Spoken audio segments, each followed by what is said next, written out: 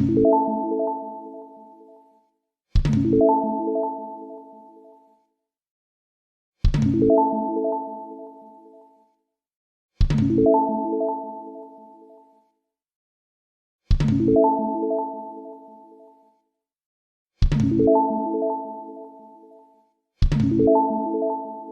My dear friends, मैं हूं उस्मा, आपकी कंप्यूटर ट्रेनर, और आप देख रहे हैं CKC, that is computer knowledge centre, where your dreams come true.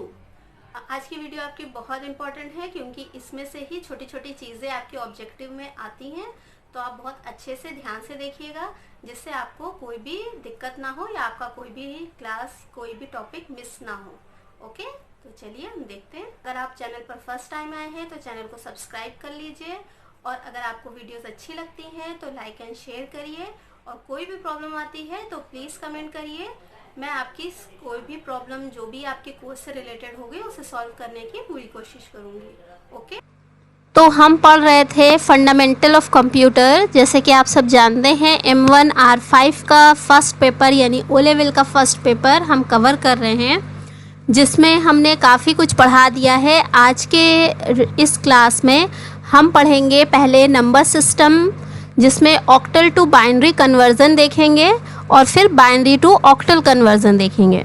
इसके साथ साथ binary to decimal and decimal to binary conversion भी देख लेंगे, क्योंकि ऑक्टल का हम वेरिफिकेशन कर सकते हैं इस तरह से, या फिर हम अपने आंसर को रीचेक कर सकते हैं। ओके, उसके बाद हम डेसिमल टू बाइनरी भी देख लेंगे, उसकी कुछ ट्रिक्स हमने बताई हैं वो भी हम करेंगे। और उसके साथ साथ जो बहुत ज़्यादा मेन और इम्पॉर्टेंट टॉपिक है वो है प्रोग्रामिंग लैंग्वेज। वैसे तो आपका जो थर्ड पेपर है प्रोग्रामिंग लैंग्वेज का, M1 R5 या M1 R4 दोनों में ही प्रोग्रामिंग लैंग्वेज का जो पेपर है, उसके लिए ये जो क्लास होगी ये बहुत इम्पॉर्टेंट होगी। लेकिन ये टॉपिक आपका फंडामेंटल में भी आता है, इसलिए मैं इसको फंडामेंटल में पढ़ा रही हूँ। ओके, तो जिनका थर्ड पेपर है वो भी इसे देखेंगे, और जिनका फर्स्ट पेपर है वो भी इसे ज़रूर देखेंगे। ओके, बहुत ज़्यादा ध्यान से देखिएगा क्योंकि इसमें से क्वेश्चन ज़रूर आते हैं। ओके, तो चलिए चलते हैं, हम लोग डेसिमल नंबर्स पढ़ते हैं। ऑक्टल टू बाइनरी नंबर, जैसे कि हम लोग इससे पहले डेसिमल टू ऑक्टल और ऑक्टल टू डेसिमल नंबर्स पढ़ चुके हैं। अगर आपने वो क्लास ना देखी हो तो आई बटन पे लिंक मिल जाएगा, अदरवाइज डिस्क्रिप्शन में भी मिल जाएगा आपको, तो वो देख लीजिएगा, उसके बाद ही ऑक्टल टू बाइनरी करिएगा। यहाँ पर हमने ये नंबर एक लिया है जो कि ऑक्टल है 1177। ओके, ऑक्टल का जैसे कि हम जानते हैं कि बेस जो है वो 8 होता है, और इसमें जो नंबर्स होते हैं वो 0 to 7 होते हैं। ओके, यानी 0 1 2 3 4 5 6 7। ओके, तो इसको कन्वर्ट करने के लिए हम क्या करेंगे, यहाँ पर जो भी नंबर यहाँ लिखा हुआ है इस नंबर को यहाँ पर थोड़ा दूर दूर लिख लेंगे। ओके, और फिर एक डिजिट का बाइनरी निकालेंगे। ठीक है, यानी 7 का बाइनरी, फिर इस 7 का बाइनरी, फिर इस 1 का बाइनरी, और फिर इस वाले 1 का बाइनरी हम निकाल लेंगे। ओके, अब 7 का बाइनरी तो आपको निकालना आता है, डेसिमल टू बाइनरी हमने सीखा था। नहीं आता है तो एक बार इस तरह से हम देख सकते हैं, 2 3 ज़ा 6 रिमाइंडर 1, 2 1 ज़ा 2 रिमाइंडर 1। यानी इसके आंसर में हम चाहे नीचे से ऊपर की तरफ करें चाहे ऊपर से नीचे, ये आएगा 111 यानी ट्रिपल टाइम्स 3। तो ये ट्रिपल टाइम 3 हम इसके नीचे लिख देंगे। ओके, अब 7 का ये आया है तो इस 7 का भी यही रहेगा, तो ये भी आपका हो जाएगा 7111। ओके, नेक्स्ट हमारा 1 का 1 आया है तो यहाँ 1 हो जाएगा, और इस 1 का भी 1 आया है तो यहाँ 1 हो जाएगा। अब इसमें एक और कंडीशन होती है कि जब हम सिंगल डिजिट का बाइनरी निकालते हैं तो वो बाइनरी नंबर जो है वो 3 डिजिट्स में होना चाहिए। अब अगर वो 3 डिजिट्स में नहीं है तो हम उसे 3 डिजिट्स बनाने के लिए जो भी नंबर आया है उसके लेफ़्ट साइड पे जितने ज़ीरोस कम हैं उतने ज़ीरो लगा देंगे। ओके, यानी 1 है तो 2 0 लगा देंगे, अगर 2 टाइम कोई नंबर होता तो 1 0 लगाते, और अगर 0 होता तब भी 2 टाइम 0 हम लगाते। ओके, तो इसका हम ध्यान रखेंगे, ये चीज़ स्पेशली हमें करनी है। कि जो भी बाइनरी नंबर आ रहा है अगर वो 3 डिजिट्स में नहीं है तो उसको 3 डिजिट्स बनाने के लिए हम लेफ़्ट साइड पे 0 लगाएंगे, राइट साइड पे मत लगाइएगा तो रॉन्ग हो जाएगा, क्योंकि लेफ़्ट साइड पे नॉर्मल ज़ीरोज़ का कोई मकसद नहीं होता है, और जब आप इसके साथ लगाएंगे तो ये आपका आंसर बनेगा। तो आपका ये आंसर आ जाएगा 1001 111 111। ओके, तो हम देखते हैं ये आंसर हमारा आता है 1177 ऑक्टल का बाइनरी नंबर हमारा ये आ जाएगा। ओके, आई होप आपको अच्छे से आ गया होगा। इसके अलावा जो भी आपने ऑक्टल नंबर्स कन्वर्ट किए हैं कोशिश करिएगा जो डेसिमल से ऑक्टल में किया है उन्हीं नंबर्स को लिएगा, जिससे आपके नंबर्स रीचेक हो जाएं। उसके बाद हम देखते हैं बाइनरी टू ऑक्टल। अब बाइनरी नंबर ये मैंने वही लिया है नंबर जो अभी लास्ट में हमने ऑक्टल का बाइनरी निकाला था, और बाइनरी से हम ऑक्टल निकालने जा रहे हैं, यानी हमारा जो 1177 था वही आंसर यहाँ आना चाहिए। अब इसमें क्या करेंगे हम, इसमें ये जो नंबर्स हैं इनका राइट साइड से 3 3 के पेयर्स बना लेंगे हम। ओके, 3 3 के पेयर्स मतलब ये वाले 3, फिर ये वाले 3, फिर यहाँ 100 ये 3 और ये 1। ओके, तो ये इस तरह से पेयर्स हमारे बन जाएंगे। अब इन पेयर्स से हमें एक पेयर का डेसिमल निकालना है। अब यानी कि बाइनरी टू डेसिमल जिस तरह से हम कन्वर्ट करते थे उसी तरह से हमें इनका डेसिमल निकालना है। तो ये डेसिमल आपको निकालना आता होगा, इस तरह से हम निकालते थे। 2 नॉट 1 से मल्टीप्लाई करेंगे 2 नॉट तो ये आएगा 1, और 2 1 ज़ा 2 और 2 1 ज़ा 2। ओके, नेक्स्ट है 2 की पावर 2, तो 2 2 ज़ा 4 हो जाएगा और 4 1 ज़ा 4। तो इनको जब ऐड करेंगे तो ये आंसर आएगा 7, यानी कि ये ट्रिपल जो 1 है इसका आंसर आएगा 7, तो इसका भी आंसर 7 हो जाएगा। और 001 का आंसर हमें पता है कि 1 ही रहेगा, और यहाँ पर भी 1 का आंसर 1 ही रहेगा, तो ये हमारा ये आ जाएगा। ओके, तो इसका मतलब हमारा बाइनरी का जो ऑक्टल है वो 1177 आ चुका है। और जैसे कि हमने लास्ट वाले नंबर्स कन्वर्जन में देखा था 117 का यही बाइनरी था, तो इसका मतलब ये हमारा एक तरह से चेक भी हो गया है। ओके, आई होप आप लोगों को समझ में आ रहा होगा। कुछ नहीं समझ में आता है तो प्लीज़ कमेंट करिएगा।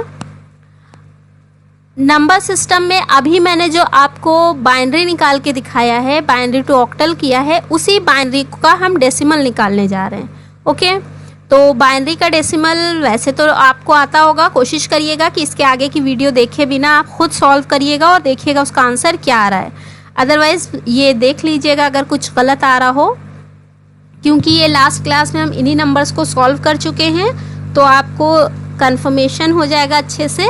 सिर्फ कंफर्म करने के लिए हम यहाँ पर कर रहे हैं, अदरवाइज़ इसका कोई काम नहीं है। ओके, तो ये सॉल्व करना आता होगा आपको, तो मैं इसमें नहीं बता रही हूँ। अगर नहीं आता है तो लास्ट वीडियो ज़रूर देखिएगा। तो ये इसका आंसर 639 आ गया है। नेक्स्ट है हमारा decimal to binary conversion. Okay, decimal number to binary conversion जो अभी हमने सॉल्व किया है उसी का हम ले रहे हैं, और इस तरह से हम इसका करेंगे। अभी तक हम लोगों ने छोटे नंबर्स किए थे, बट मैंने बताया था बड़े कन्वर्जन्स भी आते हैं, तो बड़े आप किस तरह से करेंगे वो आप एक यहाँ पर देख लीजिए। जैसे कि ये है 639 में करना है, तो 2 से ही हम हमेशा करेंगे। तो 2 3 ज़ा 6, ये है 3, तो 2 1 ज़ा 2। अब यहाँ से एक बचा और यहाँ पर 9 है, तो कितना हो गया 1 9 19। अब 19 में हम जब पढ़ेंगे तो 2 9 ज़ा 18, और रिमाइंडर 19 में से 18 जाएगा तो 1 यहाँ आ जाएगा। ओके, फिर इसी तरह से 3 1 ज़ा 3 और 3 5 ज़ा 10। यहाँ पर 1 बचा था और ये यहाँ पर 1 हो गया तो 11 हो गया। 11 में किया तो 3 5 ज़ा 10, और फिर यहाँ 1 बच गया 1 9 19, तो फिर 2 9 ज़ा 18 हो जाएगा, और यहाँ पर फिर से 1 रिमाइंडर बच जाएगा। उसके बाद फिर से हम इसको करेंगे 2 से, तो 2 7 ज़ा 14, और ये 1 9 बचा तो 2 9 ज़ा 18, फिर से यहाँ 1 बच गया, फिर यहाँ 2 से किया तो 2 3 ज़ा 6, 2 9 ज़ा 18, और यहाँ पर रिमाइंडर 1 आ गया। फिर 2 1 ज़ा 2 और 2 9 ज़ा 18, तो फिर से यहाँ पर 1 आ गया रिमाइंडर। फिर 2 9 ज़ा 18, यहाँ 1 आया रिमाइंडर। फिर 2 4 ज़ा 8, और इस बार भी यहाँ 1 आ जाएगा। अब 2 2 ज़ा 4 पूरा कट गया, इसलिए यहाँ 0 आ गया। और फिर यहाँ पर 2 से करेंगे तो 2 1 ज़ा 2, तो ये हमारा 1 आ गया। ओके, यहाँ पर भी आपका 2 होगा। तो ये हमारा आंसर आया 1 0 0 1 1 1 1 1 1। ओके, तो यही हमारा आंसर यहाँ पर होगा। ओके, जैसे कि आप जब भी ऑक्टल नंबर को सॉल्व करेंगे तो कभी आपको 3 को निकालना होगा, कभी आपको 6 का बाइनरी मालूम होना चाहिए। तो हर बार आप उसे सॉल्व करेंगे तो टाइम लगेगा और पेपर का टाइम बहुत कम होता है। तो हमें उस टाइम को बचाना है जिससे जल्दी से जल्दी हमारा ये सॉल्व हो पाए, पेपर कंप्लीट हो पाए। और बाइनरी नंबर सिस्टम जो है वो कम से कम आपका 10 to 15 मार्क्स का पेपर में ज़रूर आता है। तो आप इसे अच्छे से करिएगा, इसीलिए मैं इस पर बहुत ज़्यादा ज़ोर दे रही हूँ और आपको अच्छे से पढ़ा भी रही हूँ। तो ध्यान रखिएगा। इसकी इस ट्रिक के लिए हम इसमें क्या करने वाले हैं, देखिए ऊपर हमने 1 लिखा हुआ है, 0 1 2 3। ओके, ये जो यहाँ लिखा है ये कॉलम हमने एक रो में लिख रखा है 0 1 2 3। ओके, और उसके आगे इसके बाइनरी नंबर्स हम लिखेंगे। यहाँ पर क्योंकि ऑक्टल का बेस 8 होता है तो हमने ये 8 नंबर्स लिए हैं। अब 0 से चलेंगे तो 7 तक आएंगे। ओके, उसके बाद हमें इसकी इस ट्रिक में क्या करना है, इसको हाफ कर लेना है। हमें क्या करना है, इसको हाफ कर लेना है। अब 8 टोटल 8 नंबर्स हैं तो 8 को हाफ करेंगे तो यहाँ पर आ जाएगा 3 तक, यानी 4, यानी कि 1 2 3 4 ज़ीरोज़ लिखने हैं और उसके बाद 1 2 3 4 1s लिखने हैं। ओके, फिर नेक्स्ट जो हमारी कॉलम है उस कॉलम में आपको 2 ज़ीरोज़ लिखने हैं, 1 0 1 और 2 ज़ीरोज़ लिखने हैं और उसके बाद इसी तरह से 2 1 लिखने हैं, फिर 2 ज़ीरोज़ फिर 2 1। ओके, फिर यहाँ पर थर्ड वाली कॉलम में 1 0 1 फिर 0 फिर 1, यानी कि 1 टाइम 0 एंड 1 टाइम 1। ओके, इस तरह से ये टेबल ये कंप्लीट हो जाएगी। और अब यहाँ पर आंसर देखिए आप, ये 0 आ गया आपका, ये आपका 1 आ गया और ये आपका 1 0। क्योंकि 0 से पहले कुछ होता है तो कोई डिजिट से पहले अगर फर्स्ट 0 होता है तो उसकी कोई वैल्यू नहीं होती है। तो ये 1 0 हमारा रहेगा 2 का 10। और ये हमारा 3 जो है, 3 के लिए 1 1 आएगा और यहाँ पर 4 के लिए 1 0 1 0 यानी कि 100 और 5 के लिए 1 0 1, 6 के लिए 1 1 0 और 7 के लिए 1 1 1। अभी हमने 7 को सॉल्व किया तो हमने देखा था कि 1 1 1 आ रहा है। यहाँ पर ये कॉलम्स जो लेंगे हम, अगर आपको कंफ्यूजन हो रहा हो कि ये कॉलम्स हमने 3 ही क्यों ली, तो आप लास्ट वाले को हमेशा डिवाइड करके देख लीजिएगा। लास्ट वाले में जितनी भी नंबर्स आ रहे हैं उतनी ही यहाँ कॉलम्स लेंगे और उसी के अकॉर्डिंग हाफ करके अगर हम ये 0 1 वाला फॉर्मूला लगाएंगे, चाहे जितनी भी बड़ी डिजिट हो, तो हम उसका बाइनरी आराम से निकाल सकते हैं। ओके, आई होप ये ट्रिक आपके काम की होगी और ये ऑक्टल टू बाइनरी और बाइनरी टू डेसिमल आपको निकालने में, ऑक्टल निकालने में बहुत ज़्यादा हेल्प रहेगी। ओके, उस कर लिएगा। यहाँ मैंने आपको 18 तक की पावर लिखवा दी हैं, बट आप कोशिश करिएगा पूरी याद हो पाए तो पूरी याद कर लिएगा, अदरवाइज कम से कम 10 तक ज़रूर याद कर लिएगा यहाँ तक। ठीक है, तो 2 की पावर 4, 2 की पावर 2 जब होता है तो आंसर होता है 4 और 2 की पावर 3 जब होता है तो आंसर होता है 8। कैसे होता है, पावर जितने बार होती है उतनी बार हमें उसी नंबर को मल्टीप्लाई करना होता है जिसकी पावर होती है, जो बेस होता है। तो 2 हमारा बेस है और ये 2 जो है उसकी पावर है, तो 2 इंटू 2 टाइम्स हमने 2 लिखा। यहाँ पर हमारा बेस 2 है लेकिन पावर 3 है, तो 2 की पावर 3 का मतलब कि 2 को हमें लिखना है और कितने टाइम्स लिखना है, 3 टाइम्स लिखना है। तो 2 इंटू 2 इंटू 2, तो 2 2 ज़ा 4 और 4 2 ज़ा 8 हो जाएगा। ओके, तो इस तरह से पावर्स निकाली जाती हैं। आई होप आपको पहले से आती होंगी, अगर नहीं आती होंगी तो यहाँ से आप समझ में आ गया होगा। अब इसी तरह से अगर 4 होगा, 2 की पावर 4, तो यानी कि 2 2 ज़ा 4, 4 2 ज़ा 8 और फिर से 8 को 2 से मल्टीप्लाई करेंगे तो 8 2 ज़ा 16, तो ये हमारा 16 आ जाएगा। फिर 16 को 2 से करेंगे तो 32, 32 को 2 से करेंगे 64, 64 को 2 से करेंगे 128 यानी 128, फिर 128 को 2 से करेंगे तो 256, 256 को 2 से करेंगे तो 512, 512 को करेंगे तो 1024, 1024 देखकर आपको कुछ याद आ रहा है? जी, हम लोगों ने जो मेमोरी यूनिट पढ़ा था उसमें 1024 KB is equal 1 MB and 1024 MB is equal 1 G। तो इस तरह से ये चीज़ें जो हैं हमें यहाँ तक तो कम से कम याद रहनी ही चाहिए और आगे भी आप कर सकते हैं। अच्छा, ये जो चार्ट आपको दिख रहा है इससे मैं आपको एक चीज़ और बताना चाहूँगी। आप लोग देखिए, ये शुरू कहाँ से हुआ? 4 से शुरू हुआ। जिस टाइम 4 होगा, या अगर हम इनको रुपए मान लेते हैं तो मान लीजिए आपको 4 रुपीज़ मिले, फिर सेकंड डे आपको 8 रुपीज़ मिले, थर्ड डे आपको 16 मिले और फोर्थ डे आपको 32 रुपीज़ मिले। ओके, तो ये शुरू में कितना लग रहा है? बहुत कम लग रहा है, बहुत ज़्यादा कम लग रहा है। लेकिन अगर आप आगे बढ़ेंगे और आपको एक दिन 32,768 रुपीज़ मिले और उसके बाद नेक्स्ट डे आपको 65,536 रुपीज़ मिले और इस तरह से ये बढ़ता रहे तो कैसा लगेगा आपको? बहुत मज़ा आएगा ना। देखिए, हम लोग जो काम करते हैं, पर डे काम करने का इफ़ेक्ट ऐसा ही होता है। अगर हम शुरू में हर डे कोई काम करते रहेंगे तो कल को वो एक बहुत बड़े बेनिफिट के रूप में हमें मिलता है।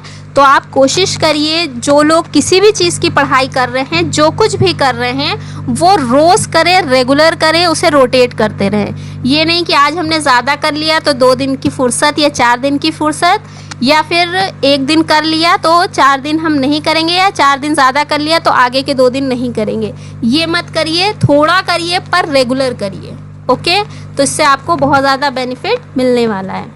तो बहुत हो गया लेक्चर, अब हम लोग अपना टॉपिक आगे बढ़ाते हैं। नेक्स्ट है हमारा प्रोग्रामिंग लैंग्वेज। तो प्रोग्रामिंग लैंग्वेज के बारे में आप कुछ जानते हैं? क्या होती है? सबसे पहले तो इसका नाम सुनकर हमें यही ध्यान आता है कि प्रोग्रामिंग लैंग्वेज क्या होती है, व्हाट इज़ प्रोग्रामिंग लैंग्वेज। तो मैं आपको प्रोग्रामिंग लैंग्वेज बताने से पहले ये पूछना चाहूँगी आपसे कि लैंग्वेज क्या होती है, व्हाट इज़ लैंग्वेज। क्या बताएंगे आप लोग? जी हाँ, कुछ लोग बोलेंगे भाषा, यानी कि लैंग्वेज वर्ड को आपने ट्रांसलेट कर दिया हिंदी में। कुछ लोग कहेंगे language is a medium to communicate with each other. तो ज़रूरी नहीं है हमें कि लैंग्वेज का मतलब बोलना नहीं होता है, ठीक है। तो क्योंकि जिन लोगों को बोलना नहीं आता है वो इशारों में बात करते हैं और उसे भी हम क्या बोलते हैं? Sign language. वो भी एक लैंग्वेज है। तो लैंग्वेज सिर्फ बोलना, वॉइस करने को हम लैंग्वेज नहीं बोलते हैं, बल्कि वो चीज़ जिससे दूसरों को हमारी बात समझ में आए वही लैंग्वेज होती है। तो वो लैंग्वेज जो कंप्यूटर को समझ में आती है, या हम जिस लैंग्वेज के थ्रू कंप्यूटर से इंटरेक्ट कर सकते हैं, वो हमारी प्रोग्रामिंग लैंग्वेज है। जैसे कि आप जानते हैं बहुत सारी हमारी प्रोग्रामिंग लैंग्वेजेस हैं, अभी हम उसके बारे में बात करेंगे। बट प्रोग्रामिंग लैंग्वेजेस का यूज़ क्या होता है और कहाँ होता है? हम लोग बहुत बार सोचते हैं कि प्रोग्रामिंग लैंग्वेज हम पढ़ते क्यों हैं, क्या उससे फ़ायदा है। तो जो सॉफ्टवेयर्स होते हैं वो इस लैंग्वेज के थ्रू या इस लैंग्वेज का यूज़ करके बनाए जाते हैं। अब सॉफ्टवेयर क्या होंगे? जैसे कि मैंने आपको ये सॉफ्टवेयर डेवलपमेंट का काम करते हैं और बहुत ज़्यादा ज़रूरी है, इनका यूज़ बहुत ज़्यादा होता है। ओके, तो आज के टाइम में तो बहुत ज़्यादा है। क्यों है ये मैं बताती हूँ आपको। जैसे कि हम लोग इससे पहले पढ़ चुके हैं कि सॉफ्टवेयर क्या होता है, व्हाट इज़ सॉफ्टवेयर। अगर वो वीडियो आपने नहीं देखी तो ज़रूर देख लीजिएगा। तो सॉफ्टवेयर, जैसे मैंने बताया, जो फिज़िकल पार्ट्स नहीं होते हैं, जिनको हम छू नहीं सकते हैं कंप्यूटर में, वो हमारे सॉफ्टवेयर्स होते हैं। जैसे कि इस टाइम पे आप जो कुछ देख रहे हैं वो सॉफ्टवेयर के ज़रिए आप तक पहुंचा है, यानी कि माइक्रोसॉफ्ट ऑफिस में पीपीटी, उस पर ये चीज़ें बनाई गई हैं। उसके अलावा और भी जो कुछ भी आप देखते हैं, अगर आप इंटरनेट चला रहे हैं तो वहाँ पर भी बहुत सारे सॉफ्टवेयर्स का यूज़ होता है। अब अगर टाइप ऑफ सॉफ्टवेयर की बात करें तो बहुत सारे ये हैं, system software, application software, utility software. हम लोग मेनली जो काम करते हैं वो एप्लीकेशन सॉफ्टवेयर्स पर ही करते हैं। तो ये सॉफ्टवेयर बने कैसे हैं, ठीक है। तो ये सॉफ्टवेयर जो है प्रोग्रामिंग लैंग्वेज के थ्रू बनाए जाते हैं या बनाए गए हैं। तो अगर आप सॉफ्टवेयर डेवलपर बनना चाहते हैं तो आपको प्रोग्रामिंग लैंग्वेज बहुत अच्छे से आनी ही चाहिए, आपको सीखना पड़ेगी प्रोग्रामिंग लैंग्वेज। जितने भी इंजीनियर हुए हैं, कंप्यूटर इंजीनियर्स, वो सब ज़्यादातर प्रोग्रामर्स थे, ओके। अच्छे programmers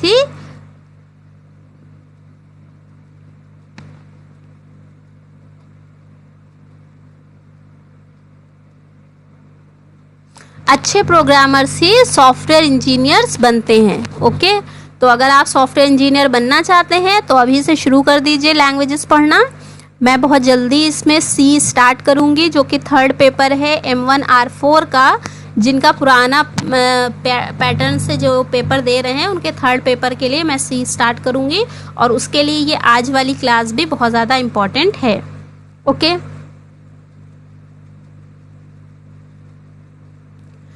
type of programming language, हम लोगों ने ये तो समझ लिया कि प्रोग्रामिंग लैंग्वेज होती क्या है। अब हम देखते हैं प्रोग्रामिंग लैंग्वेज कितनी तरह की होती है। तो प्रोग्रामिंग लैंग्वेज जो है वो दो तरह की है। फर्स्ट इज LLL यानी कि low level language, and second is HLL यानी कि high level language, okay. Low level language वो लैंग्वेज होती है जो कंप्यूटर से डायरेक्टली इंटरेक्ट करती है या कंप्यूटर से बहुत जल्दी कनेक्ट होती है, कंप्यूटर को समझ में आती है, ओके।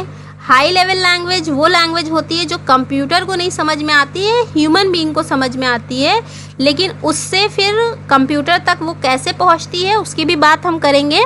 फिलहाल हम देख लेते हैं कि लो लेवल लैंग्वेजेस कौन सी हैं। तो लो लेवल लैंग्वेज हमारी दो हैं, machine language and assembly language. अब मशीन लैंग्वेज क्या होती है तो हम इस पर बात कर लेते हैं पहले। मशीन लैंग्वेज जो है वो हमारी बाइनरी लैंग्वेज होती है।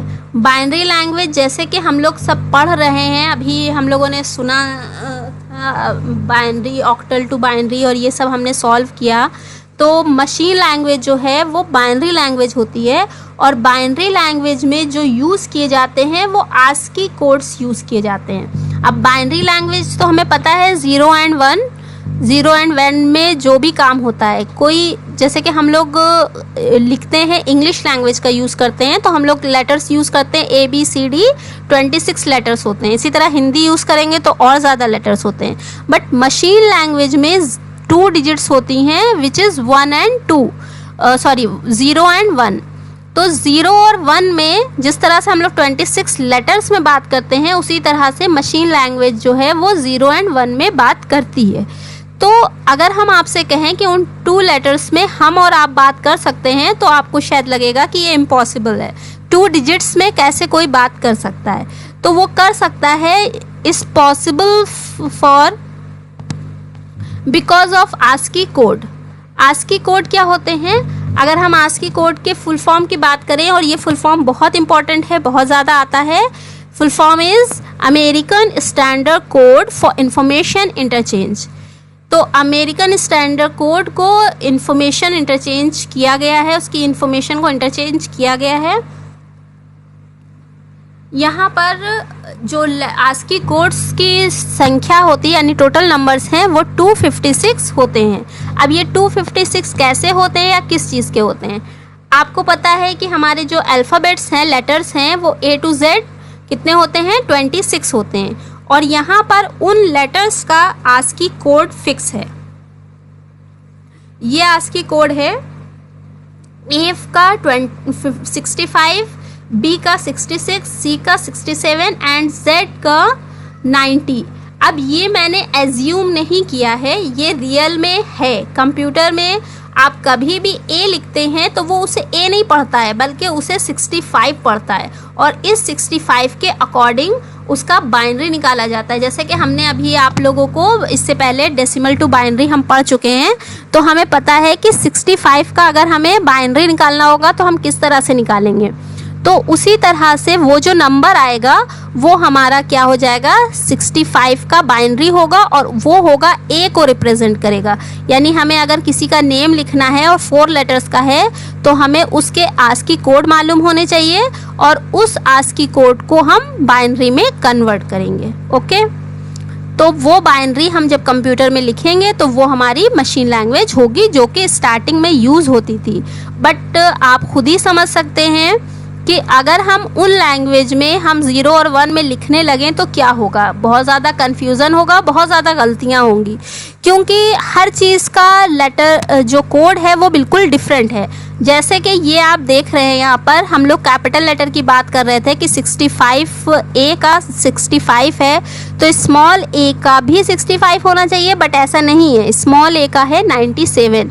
दैट मीन्स अगर आप कंप्यूटर में कैपिटल A और स्मॉल a लिखते हैं तो ये दोनों अलग डिफरेंट चीज़ें हैं, जबकि नॉर्मल हम लोग इसको सेम समझते हैं, बट कंप्यूटर में ये अलग होता है। इसीलिए आप देखते होंगे कि जब भी हम कभी कोई पासवर्ड डालते हैं तो स्मॉल और कैपिटल का हमें ध्यान रखना पड़ता है। अगर हमने कोई चीज़ स्मॉल में डाली थी और कैपिटल में उसको ओपन करते टाइम डाल रहे हैं तो वो एक्सेप्ट नहीं करता, क्योंकि वो ASCII कोड के अकॉर्डिंग वर्क कर रहा है या बाइनरी नंबर सिस्टम के अकॉर्डिंग वर्क कर रहा है।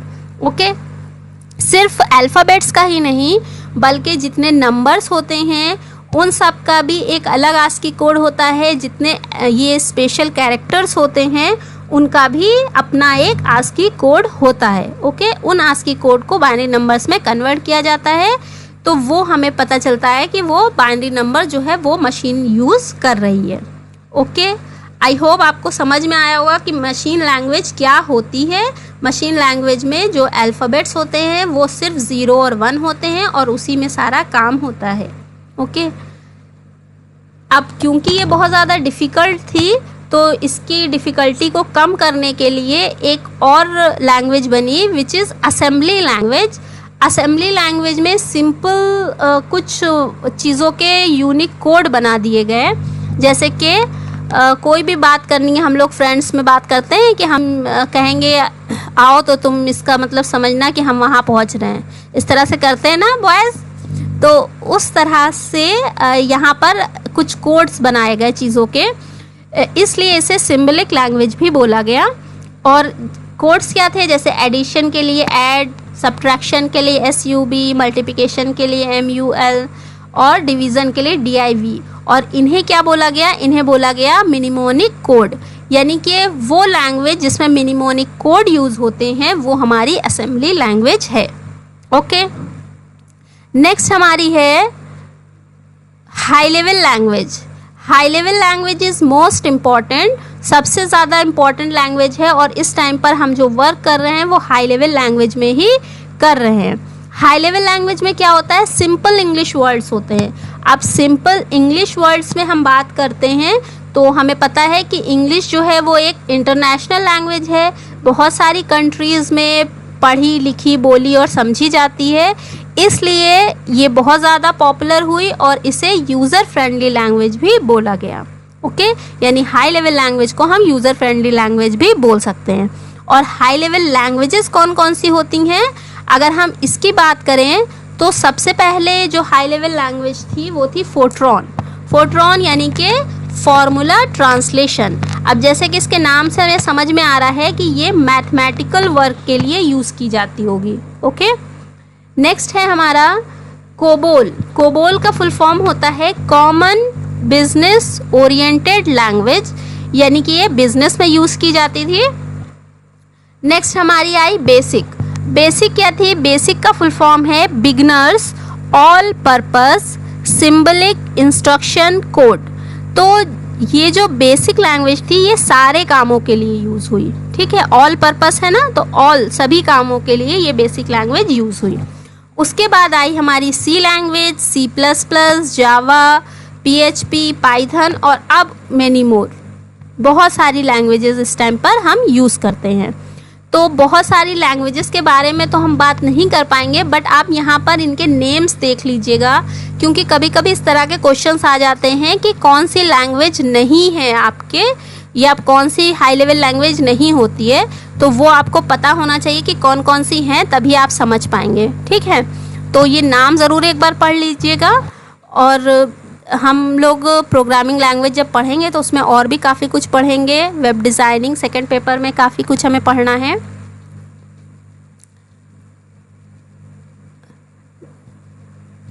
तो अगर हम इस तरह के चार्ट से इसे देखना समझना चाहें तो हम इस तरह का चार्ट भी बना सकते हैं अपने रजिस्टर पर, जिससे आपको पता चल जाएगा कि ये हाई लेवल लैंग्वेज दो हैं आपके, मशीन लैंग्वेज, असेंबली लैंग्वेज।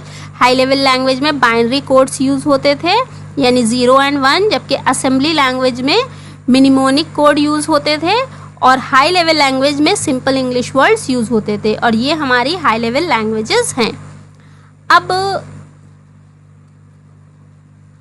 यहाँ पर हम कुछ फुल फॉर्म्स हैं जो आपको एक जगह लिख दे रहे हैं। हालांकि हमने अभी इसके बारे में बताया आपको, पर वैसे ना याद रहे तो ये फुल फॉर्म्स लिख ज़रूर लीजिएगा। जहाँ भी फुल फॉर्म्स हमने बताया था एक जगह लिखिएगा।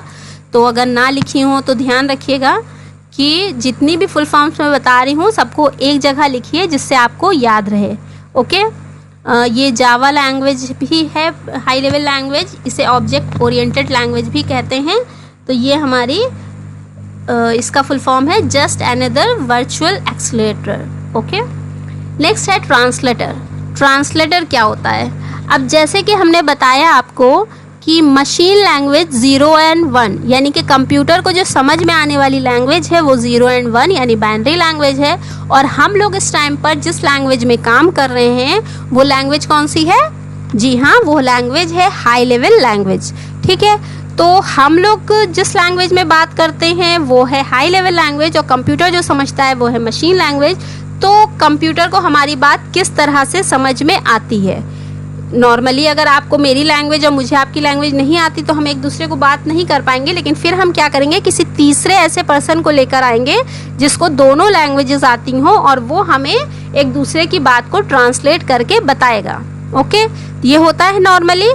सेम उसी तरह से यहाँ पर भी लैंग्वेजेस को ट्रांसलेट करने के लिए ट्रांसलेटर्स का यूज़ किया गया है। ओके, तो ये ट्रांसलेटर्स जो हैं, अगर हम टाइप ऑफ ट्रांसलेटर की बात करें तो यहाँ पर तीन तरह के ट्रांसलेटर्स हैं।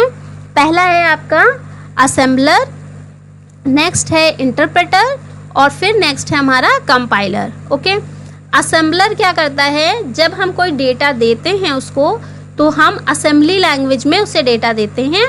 असेंबली लैंग्वेज में जब वो डेटा जाता है तो उसे असेंबलर जो है वो ट्रांसलेट करके पहले मशीन कोड में कन्वर्ट करता है और मशीन कोड में जब वो कन्वर्ट हो जाता है तो कंप्यूटर उसे प्रोसेस करता है और उसके बाद फिर से आंसर जो है वो असेंबलर ट्रांसलेटर के पास आता है और वो असेंबलर ट्रांसलेटर उसे फिर से ट्रांसलेट करता है हमारी लैंग्वेज में, यानी असेंबली लैंग्वेज में। क्योंकि हम प्रोग्राम असेंबली लैंग्वेज में कर रहे हैं तो वो हमारी लैंग्वेज में उसे फिर से कन्वर्ट कर देता है और हमारे पास भेज देता है। ठीक है, आई होप आपको समझ में आ रहा होगा कि असेंबलर जो है वो असेंबली लैंग्वेज को मशीन लैंग्वेज में और मशीन लैंग्वेज को असेंबली लैंग्वेज में कन्वर्ट करता है। इंटरप्रेटर हमारी हाई लेवल लैंग्वेज को मशीन लैंग्वेज में और मशीन लैंग्वेज को हाई लेवल लैंग्वेज में कन्वर्ट करता है। कंपाइलर भी हमारी हाई लेवल लैंग्वेज को मशीन लैंग्वेज में और मशीन लैंग्वेज को हाई लेवल लैंग्वेज में कन्वर्ट करता है। अब एक ही काम को करने के लिए दो चीज़ें हैं, तो दोनों में कोई तो डिफरेंस होगा। जी हाँ, तो बिल्कुल डिफरेंस है।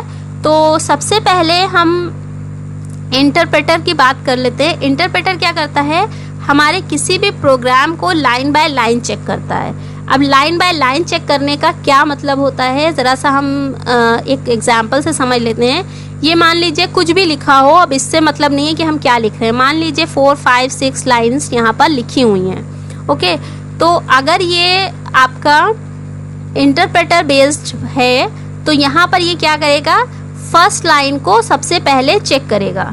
अगर फर्स्ट लाइन आपकी सही होती है तो क्या करेगा, ये सेकंड लाइन पर आ जाएगा। अगर फर्स्ट लाइन सही है तो वो सेकंड लाइन पर आके सेकंड लाइन को चेक करेगा।